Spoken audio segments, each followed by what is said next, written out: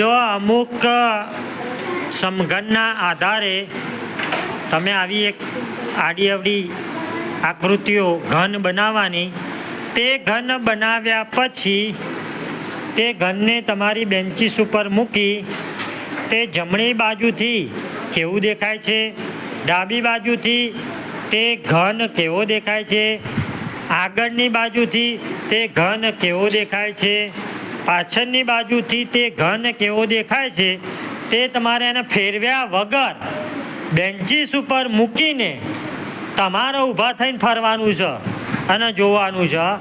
અને એની જે આ 3D આપ્યું તમને એની 2D એટલે કે દ્વિપરિમાણીય આકૃતિ તમારી નોટબુકમાં દોરવાની છે. પહેલાં એકાદી સિમ્પલ શીખો, પછી અઘરી બનાવો. બરાબર? પહેલાં સિમ્પલ બનાવો, પછી એની અઘરી બનાવો, એટલે તમને આઈડિયા આવી જાય. બરાબર? બધાએ બનાવી દીધી?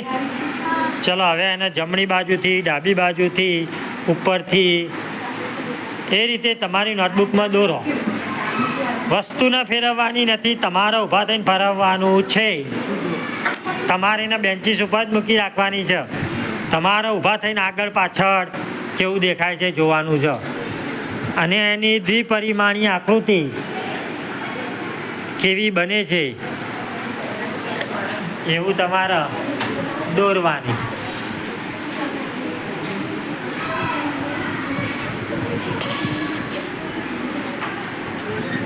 બોલો શું બનાવ્યું? લંબઘન કહેવાય, લંબચોરસ ના કહેવાય. જ્યારે તમે 2D આકૃતિ બનાવશો ત્યારે એ લંબચોરસ શબ્દ વપરાશે. આ લંબઘન છે. મૂકીને આગળથી કેટલા દેખાયા ખાના એ મુજબ તમારે કેવું. આ કયું આમાં દોરો છો?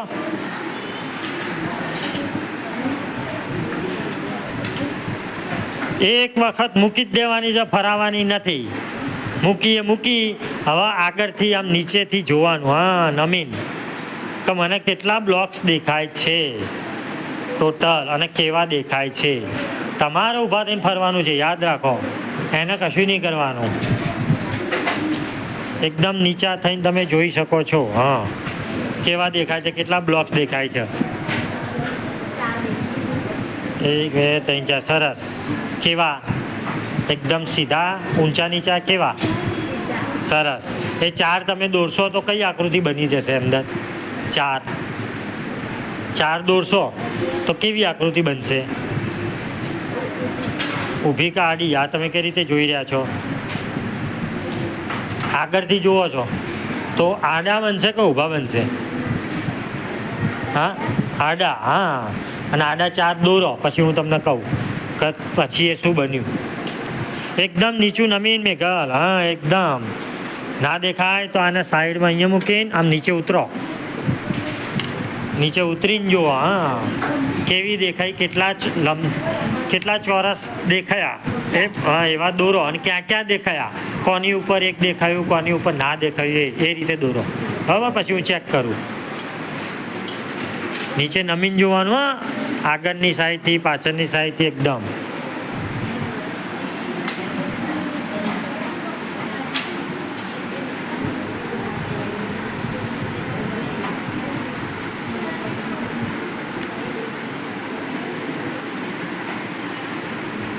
આ પ્રવૃત્તિથી તેમને અંદાજ આવે કે પાછળની બાજુ બ્લોક્સ છે કે નથી, કયો બ્લોક્સ કયા બ્લોક્સની ઉપર ટકી રહ્યો છે એવો અંદાજ આવે. કયો સમઘન પાછળ એમને નથી ટકી રહ્યો, બીજા કોઈ સમઘનની પાછળ. તમે સમઘનની ગણતરી પણ કરી શકો છો વગર જોએ, 2D આકૃતિ ઉપરથી પણ અને 3D આકૃતિ ઉપરથી પણ તમે કેટલા સમઘન હશે એની ગણતરી કરી શકો છો એક આ અનુભવના આધારે.